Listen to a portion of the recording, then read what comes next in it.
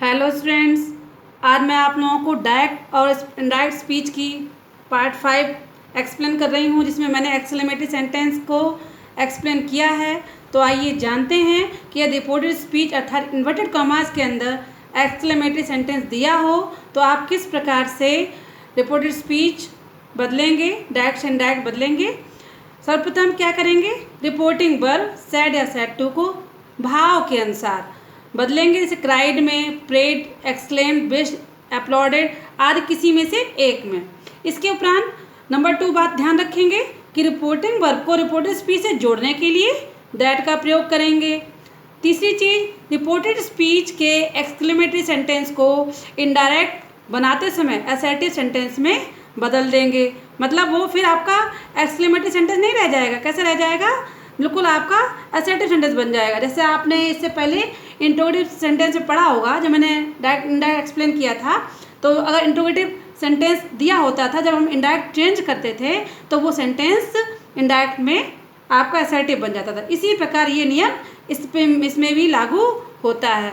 अब चलते हैं नेक्स्ट चीज़ कि मार्क ऑफ एक्सक्लेमेशन वो भी हटा देते हैं इनडायरेक्ट स्पीच में और उसकी जगह पर फुल स्टॉप का प्रयोग करेंगे। अब इसके बाद बच्चों कुछ शब्द और हैं जिनको आप ध्यान रखें, याद कर लें या कहीं लिख लें कि व्हाट, हाउ या हु आज शब्दों को हटाकर उनके स्थान पर क्रमशः, मतलब व्हाट है तो वेरी का प्रयोग हो सकता है, हाउ है वेरी का प्रयोग, कभी कोई वेरी मच का प्रयोग हो जाता है, और हु को सीधे नो वन में ही बदलेंगे, मतलब हु नहीं रह जाएगा। इसके आगे चलें, आगे बच्चों जानते हैं टेबल 1 मैंने आपको एक्सप्लेन कर रखी है। इसमें आप समझें ये कुछ शब्द होते हैं जो दिल के तीव्र भावों को व्यक्त करते हैं। जैसे मैं कह देती हूँ हुर्रा, इसका मतलब I exclaim with joy and delight, मतलब कि बहुत ही ज़्यादा आनंद की जब बात होती है तब कोई कहता है आहा मज़ा आ गया, कहते हैं ना। इसी तरह से अगर कहते हैं अलास, इसका मतलब बहुत दुख हो रहा है, ग्रीफ हो रहा है, सोरो, ए रिग्रेट है, तो क्या रिपोर्टिंग वर्ब क्या हो जाएगी? Exclaim with grief. अगर ये रिपोर्टेड स्पीच में ये शब्द दिए होंगे तो आपको इनके अनुसार याद करके ही बदलना है। ब्रावो दिया हो रिपोर्टेड स्पीच में तो रिपोर्टिंग वर्ब को अप्रूवल में बदलेंगे, हार्क अटेंशन में बदलेंगे, व्हाट या ओह, मतलब कि ओह ये क्या हो गया, तो सरप्राइज दिखता है तो सरप्राइज या ग्रेट में बदल सकते हैं। कर्ज का होता है एक्सक्लेम विद डेरिजन, इसका मतलब हैट्रेड भी होता है, घृणा भी होता है। आइए चलते हैं बच्चों, समझाती हूँ एग्जाम्पल्स के माध्यम से। सभी बच्चे ध्यान दें, मैंने आपको डायरेक्ट और इनडायरेक्ट स्पीच समझाने के लिए कमेंट बॉक्स भी बना रखा है, 3 कॉलम बनाए हैं। इन 3 कॉलम पर विशेष नज़र रखें। अब देखें, alas the poor man is dead said the woman. तो बच्चों इसमें कभी कभी कोई वाक्य रिपोर्टिंग वर्ब बाद में दे दी जाती है और रिपोर्टेड स्पीच पहले, है ना। तो हमें क्या करना है, सर्वप्रथम रिपोर्टिंग वर्ब को ही आगे रखना है। जैसे इसमें रिपोर्टिंग वर्ब क्या है? Sad the woman. तो हमने क्या किया, द वुमन और सैड को बदला, क्योंकि यहाँ एलास से सैड को बदला एक्सक्लेम, जैसे मैं बता चुकी हूँ, और एलास की को बदला सोरो। तो क्या हो गया? एक्सक्लेम विद सोरो। और फिर दैट द पुअर मैन, फिर इसका क्या हो गया? Was dead. तो एलास किस में बदला? एक्सक्लेम विद सोरो। इस चीज़ को याद रखें, नोट करते चलें। They said hurrah we have won the match.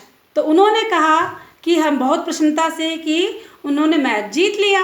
तो दे सैड, तो सैड किस में बदल गया? एक्सक्लेम में। और हुर्रा किस में हो गया? विद डिलाइट, हैं विद यहाँ पे। तो they exclaim with delight that they had won the match. बच्चे देखें, तो हुर्रा को किस में बदल देते हैं? एक्सक्लेम विद डिलाइट में। अब चलते हैं नेक्स्ट एग्जाम्पल की तरफ। The hare said to the tortoise how slowly you move. तो कहता है कि कितने धीरे तुम चलते हो। खरगोश ने कछुए से कहा कितने धीरे चलते हो। तो ये क्या लग रहा है? किसी को एक टिप्पणी करना, सताना उसको। तो क्या है? The hare taunted the tortoise, मैंने बदल दिया, एक्सक्लेम में लगा के टॉन्टेड कर दिया, ऐसा कर सकते हैं। और सेइंग दैट, ये कहते हुए कि द हेयर या ही प्रयोग कर सकते हैं थर्ड पर्सन। ही वॉक्ड या ही मूव्ड वेरी स्लोली। क्या हो गया? इसका हाउ का हो गया वेरी, और ही वॉक्ड या मूव्ड भी वेरी स्लोली। बच्चे नेक्स्ट एग्जाम्पल को देखें। The principal said to the captain bravo you have played well. अब किसी को शाबाशी दी जा रही है, ब्रावो शाबाश, तो क्या कहेंगे, अपलॉडेड। क्या कहेंगे, अपलॉडेड। तो सेड टू को हमने बदला अपलॉडेड में। The principal applauded the captain. लेकिन इसके आगे क्या जोड़ेंगे, सेइंग दैट, ये कहते हुए अपन ने प्रशंसा की कि दैट ही हैड